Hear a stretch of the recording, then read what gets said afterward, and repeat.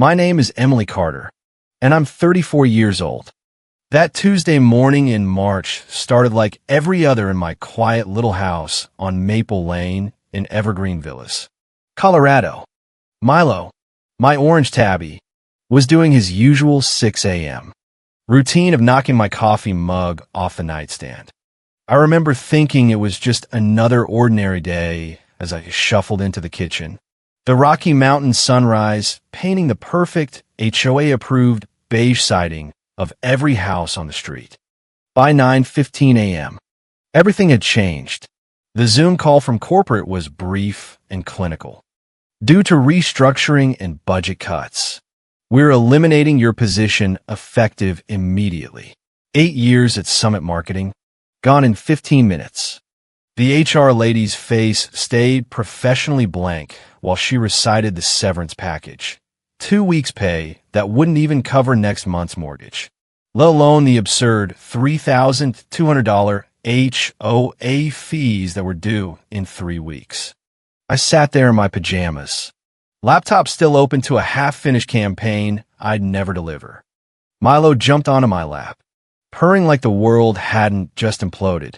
The walls of my 1,800 square foot approved color palette house suddenly felt smaller.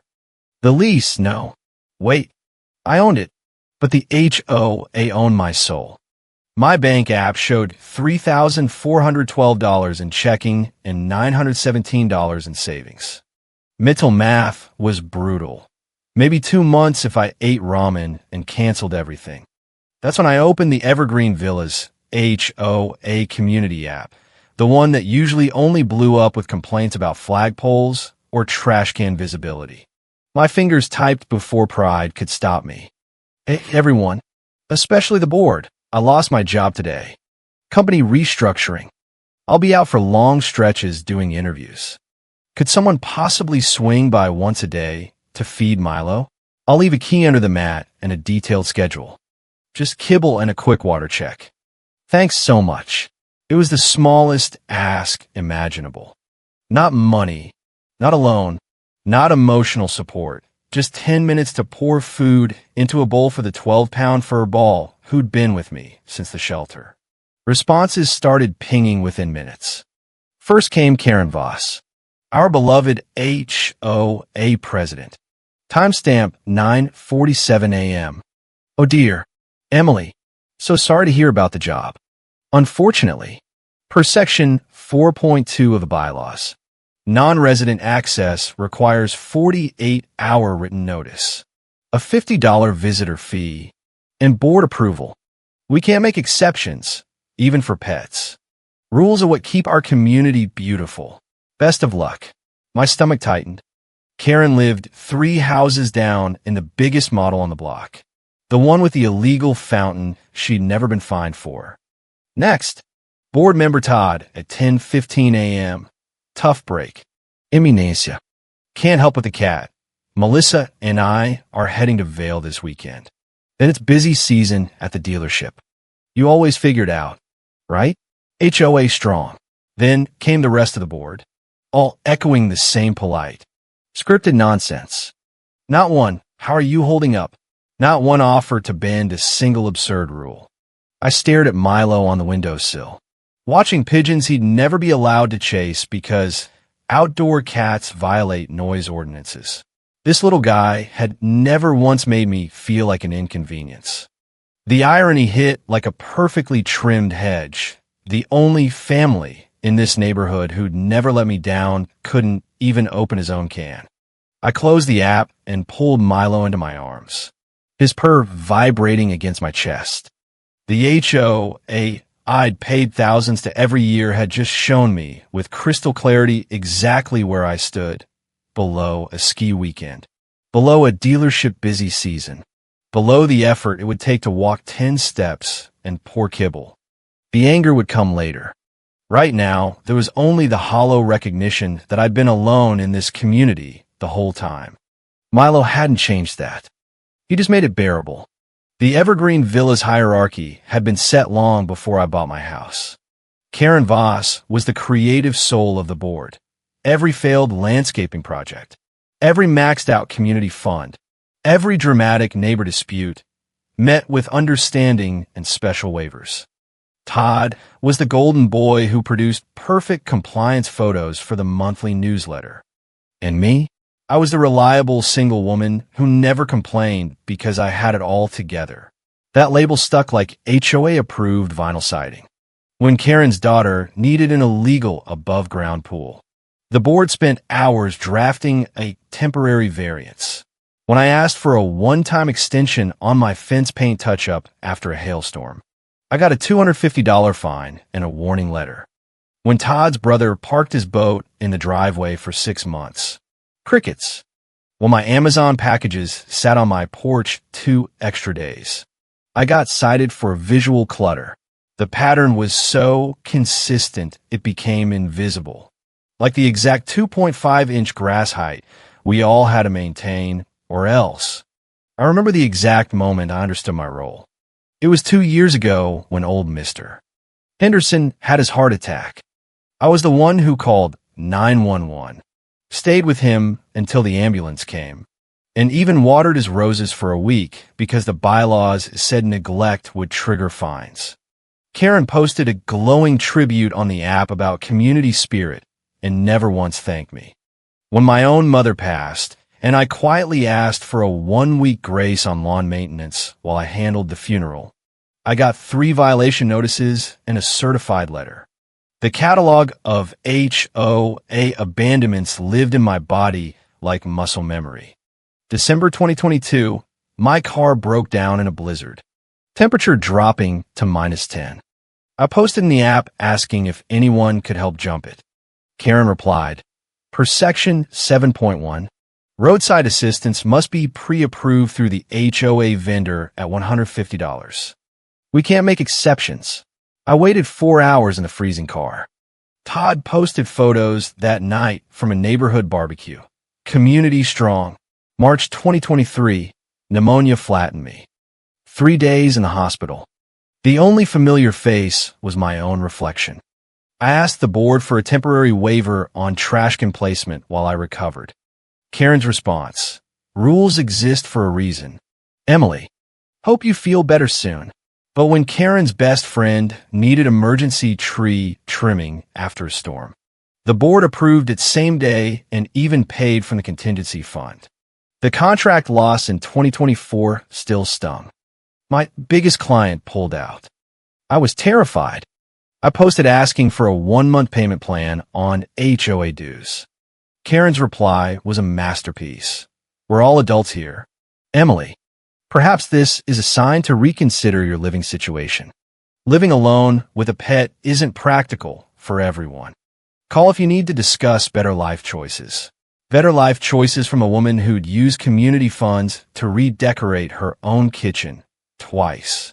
I started keeping Milo's adoption papers framed on my desk, right next to my mortgage statement. It felt more honest. Those papers represented the only neighbor who'd ever chosen me back. The app thread sat on my screen like evidence at a crime scene. I read Karen's response again, slower this time, dissecting every passive-aggressive syllable. Rules are what keep our community beautiful. Beautiful for whom? The same woman whose lawn was always mysteriously 2 inches over the limit but never cited. The same board that fined me $75 last summer for a single dandelion while Karen hosted her daughter's graduation party with illegal fireworks and 0 fines. Something crystallized in that moment, sharp and clear as freshly mowed Kentucky bluegrass. They would never see me as anything other than the supporting character in their perfect neighborhood story. The reliable Emily who never needed checking on. The strong Emily who always figured it out. The independent Emily who should handle her own responsibilities. But here's what they didn't know.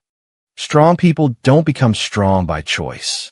They become strong because no one ever gave them the luxury of being weak. I opened my laptop and started a new folder titled Evergreen Evidence. My fingers flew across the keyboard powered by years of suppressed fury. I'd been the unofficial neighborhood secretary for years, proofreading Karen's newsletters, helping with grant applications for community beautification, even organizing the board's financials when their treasurer quit. They never noticed I kept copies. First folder, Karen's art of selective enforcement. Screenshots of every fine I'd ever received for violations her favorites committed daily. Grass height. Flag rules. I wasn't even allowed a small American flag on Memorial Day without a permit. Visible trash cans. Karen's were always hidden behind custom lattice that cost $2,000 from the contingency fund. Second folder, financial funny business. I'd helped Karen with the annual budget spreadsheets.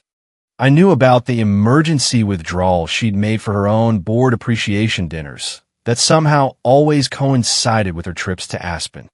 Deposits from homeowner fees followed by immediate transfers to personal accounts, always just under the reporting threshold. I still had the original bank statements she'd accidentally left open on her laptop during last year's block party. Third folder, Todd's dealership side hustle.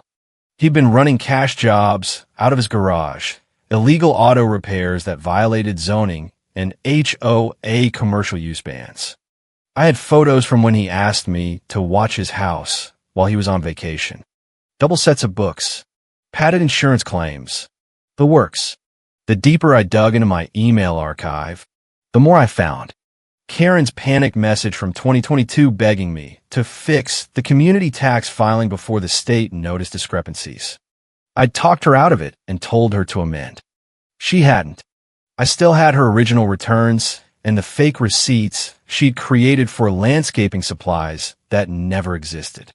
Todd had added me to the board's Google Drive 2 years ago when he needed help with the monthly newsletter graphics. He'd never removed my access. Everything was there, double billing invoices, cash job spreadsheets, totaling over $180,000 unreported across 3 years.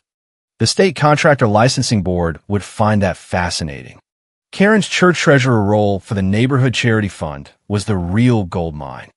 I remembered she'd given me temporary access to the online banking when she went to Cabo in 2023, asking me to watch for important transactions. I'd screenshot everything. The pattern was obvious. Fundraiser deposits followed by withdrawals to her personal account, then matching gifts to her daughter's college fund days later. But I needed more than old evidence. I needed current intelligence. So I reached out to people the board had wronged, framing it as concern for the community. Hey, Jennifer, former board secretary who quit after Karen screamed at her for questioning expenses. I'm worried about some discrepancies. Did Karen ever pay back that loan from the contingency fund?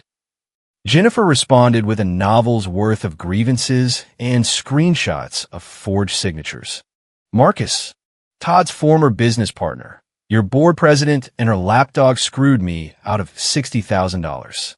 I've got all the documentation.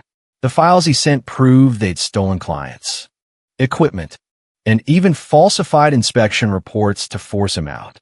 The former HOA attorney who'd been quietly fired after he warned them about illegal bylaws. Glad someone finally noticed. I kept my own records. He sent a flash drive with 3 years of parallel books documenting every suspicious transaction. As the evidence mounted, I created a timeline, cross-referencing dates, amounts, and supporting documents. It was beautiful in its thoroughness, the kind of case file that state investigators dream about. Each board member had committed enough financial and regulatory violations to warrant serious consequences. Milo watched from his cat tree as I worked late into the night, occasionally meowing as if to remind me to breathe. During one break, I found something that stopped me cold, an old email from the one decent board member, Mr. Alvarez, to Karen 5 years ago. He was concerned about how I was being treated after my mother's funeral, suggested they cut me some slack. Karen's reply, Emily's fine. She doesn't need us hovering. Focus on real community priorities. Even the one semi-fair voice had been shut down. I added Mr.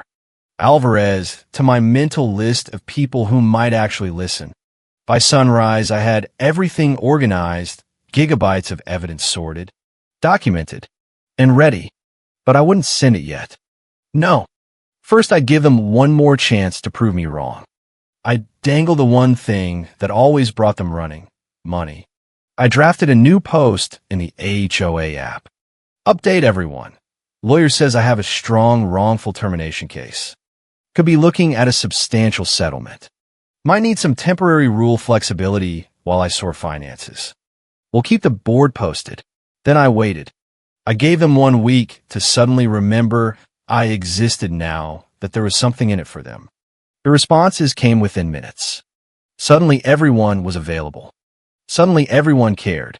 Suddenly I mattered. Karen's reply: Emily, I've been so worried. Let's waive that visitor fee and get someone over to feed Milo right away. Family or community helps community. Todd, been thinking about you. Eminesia, why don't you bring Milo over this weekend? Kids would love him. And if you need any auto work on the house while you're busy with lawyers, I've got you. The transformation was instant and almost comical. My phone, silent for days, except job rejection emails, suddenly wouldn't stop buzzing. Karen showed up that evening with a bottle of wine that cost more than my weekly grocery budget and a community support succulent in an HOA-approved ceramic pot. She spent 2 hours asking about the settlement amount and whether I'd need help managing it. You know, large sums can be overwhelming. The board could set up a special trust to protect everyone's interests. I smiled, scratched Milo behind the ears, and let her talk. They thought they were circling a windfall. They had no idea they were walking into their own reckoning. The next few days brought a parade of sudden affection that would have been hilarious if it wasn't so nauseating. Karen started texting daily motivational quotes and checking in just to chat. She casually mentioned how the community fund could invest in my future if I needed guidance. Todd offered to service my car for free, then spent the entire time talking about a new diagnostic system for his garage that would only cost $50,000. With your settlement, you could be a silent partner. 25% returns guaranteed. Even extended neighbors emerge from the woodwork. The couple 3 streets over who'd never spoken to me suddenly remember my name and mention their son needed tuition money. Karen sent a formal email with an attached community financial planning proposal, a spreadsheet showing how my imaginary settlement should be divided. 30% for her daughter's college inspiration fund, 30% for Todd's dealership expansion, 20% for board appreciation events, and 20% for me to keep. She'd labeled it fair distribution for neighborhood success. I forwarded it to my personal email with a note: evidence of attempted financial manipulation following manufactured settlement story. By the end of the week, I had enough new material to add an agreed subfolder to each of their files. The settlement that didn't exist had revealed more about their character than years of actual need ever had. I sent one final app post. Lawyer wants to meet Monday about settlement details. Says we need to discuss distribution strategies and temporary rule waivers. I might need some community support at the meeting. Can the full board come? The responses were unanimous and immediate. Everyone could come. Karen even offered to cancel her yoga class, a sacrifice of biblical proportions in her world. Perfect. I typed back, let's meet at my house first. Monday, 7 p.m. I have something important to share with the community. I looked at Milo, who was sprawled across my keyboard, making it impossible to type more. Monday, I told him, gently moving him aside. Monday, they find out what their greed really bought them. He meowed once, as if in agreement, then settled by the window. The sun was setting over the Rockies, painting the sky the color of justice, delayed but not denied. I had 3 days to prepare my presentation. 3 days to organize the evidence that would dismantle their carefully constructed neighborhood empire. They thought they were coming to claim their piece of my imaginary settlement. Instead, they'd be walking into their own reckoning. Monday arrived gray and drizzling, perfect weather for revelations. I spent the morning arranging my living room with theatrical precision. The projector I'd rented sat on the coffee table, aimed at the blank wall I'd cleared of HOA-approved neutral art. 30 manila folders lay stacked on the side table, each labeled with a name and date. Milo's cat tree had been moved to the corner where he could observe without being in the way. They arrived within minutes of each other, eager punctuality driven by greed. Karen came first in her signature pastel pantsuit, clutching a leather portfolio that probably held legal documents for her proposed trust. She'd brought champagne to celebrate your windfall. Todd and his wife followed, him in his only suit, her clutching a folder that undoubtedly contained business proposals. The rest of the board trickled in, all smiles and fake concern. Wine, I offered, gesturing to the bottles I'd set out. They accepted eagerly, settling into my living room with the anticipatory energy of vultures circling a dying animal. So, Karen began, unable to wait any longer. Tell us about the settlement meeting. Actually, I said, picking up the projector remote. There's something else we need to discuss first. I clicked the button. The first slide appeared on the wall. Evergreen Villas. A comprehensive review. The room went silent. What is this? Karen asked, voice already sharpening. This, I said calmly, is what you all came for. Full transparency about finances.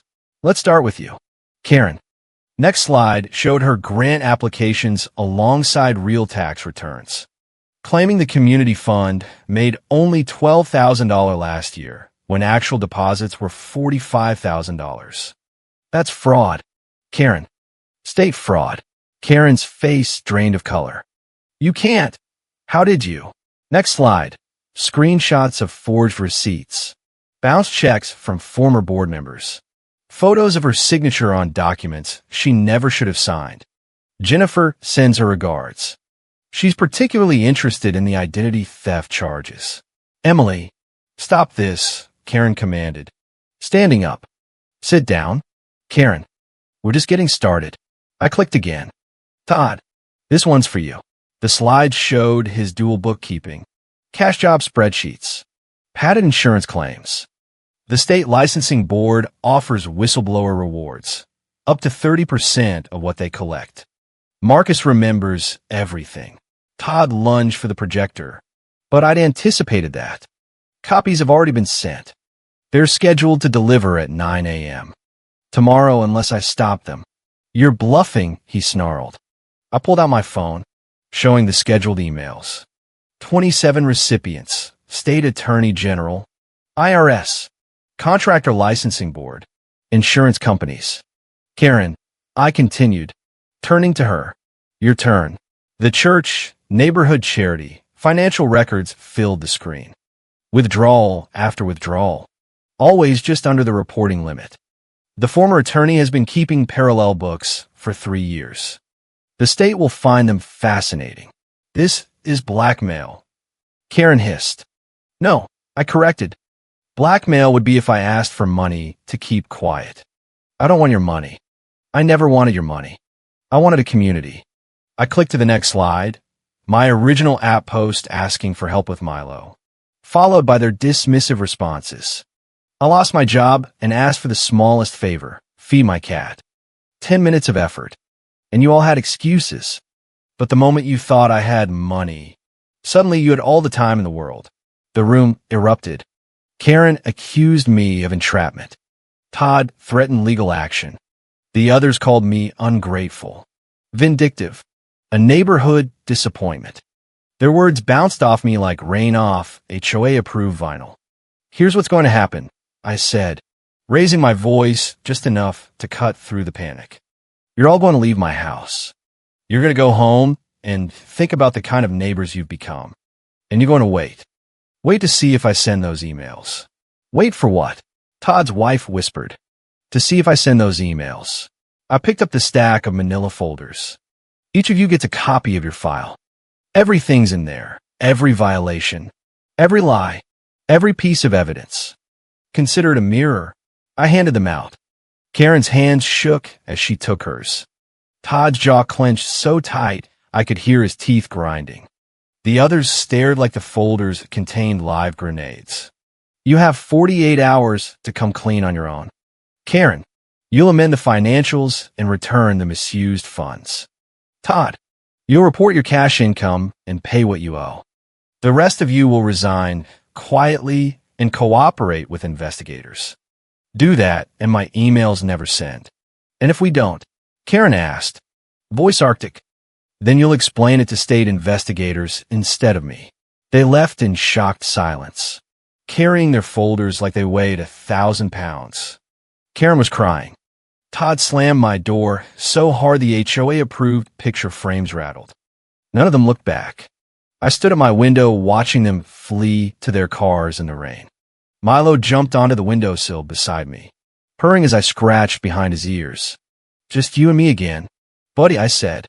But for the first time, that doesn't feel like a consolation prize. It feels like freedom. The 48 hours passed in absolute silence. No texts, no desperate outposts, no angry threats. My phone sat quiet on the counter, occasionally lighting up with job search alerts and nothing else. Milo seemed to sense the tension, staying closer than usual, following me from room to room like a small orange shadow. At hour 47, I sat at my laptop, fingers hovering over the keyboard. One click would send everything. One click would dismantle the lives that had spent years dismantling mine. The power was intoxicating and nauseating in equal measure. At 8:45 a.m., 15 minutes before the deadline, my phone finally rang. It was Mr. Alvarez, the one decent former board member who'd been quietly pushed out years ago. Emily, his voice was tired but steady. I've spent 2 days reading everything you sent. Karen confessed last night. Todd's already at his accountant's office. The others are scrambling. I didn't know about any of it. About how they treated you. About what they'd done. I should have known. A neighbor should know. I said nothing. Waiting. I transferred $20,000 to your account this morning. It's not enough. I know it doesn't fix anything, but it's yours from my personal savings, not the community fund. I also called the state attorney general's office on your behalf. They're opening an official investigation. And Emily, I'm sorry. For all the years, I didn't see what was right in front of me. After we hung up, I stared at the scheduled emails. At 8:59, I selected them all and hit delete. Not because they deserved mercy, but because the truth had already done its work. They confessed. They'd faced consequences. And I'd finally been seen. A week later, I stood in my living room. Boxes stacked by the door. The job offer had come through, not my old company, but something better, a remote marketing role with a startup in Austin. Twice the salary, full equity, a fresh start in a city with no HOA, no beige mandates. No Karen Voss. Karen had texted once. I have to pay back $87,000. I hope you're happy. I'd replied, I hope you learn. Todd's dealership was under state audit. The rest of the board had resigned quietly. The new interim president, Mr. Alvarez, promised sweeping bylaws reform. He was looking at condos closer to me before I told him about Austin. I'd like to know my neighbor, he'd said. If you'll let me. Maybe time would tell. The moving truck arrived as the sun broke through Colorado's morning clouds. Milo protested loudly as I put him in his carrier, then settled when I placed my hand against the mesh. New adventure. Buddy, I told him. Just you and me. As I drove away, I didn't look back at the cul-de-sac that held so many disappointments. Instead, I looked forward toward highways I'd never traveled, toward a life where I could be weak sometimes, where I could ask for help without apologizing, where community meant choice, not obligation. My phone mounted on the dashboard showed 3 messages, job details for my new boss, apartment recommendations in Austin, and one from Mr. Alvarez. Drive safe. Call when you get there. The neighborhood is already better because of you. I smiled, reaching over to reassure Milo as he meowed from his carrier. We're going to be okay, I told him. Better than okay. We're going to be free. The email drafts still sat in my deleted folder, recoverable for 30 days if anyone reverted to their old ways. But something told me I wouldn't need them. The truth had done what years of being the strong neighbor never could. It had set us all free from the lies we'd been living. Some communities are born, others are chosen. And sometimes the most powerful thing you can do is choose yourself. Milo purred in agreement, and I pressed the accelerator, driving toward a horizon that finally felt like mine. Thank you for coming along on this wild HOA ride. If you've ever been fined for the wrong shade of beige or watched a Karen weaponize bylaws, drop your own story below. I read every single one. Where in the world are you watching from? Hit that like button if you cheered when the empire crumbled. Subscribe for more real-feel neighborhood revenge tales. And tell me in the comments, what would you have done with that folder of evidence? Your stories keep this channel alive. See you in the next one. Stay strong, stay petty, and never let the HOA win.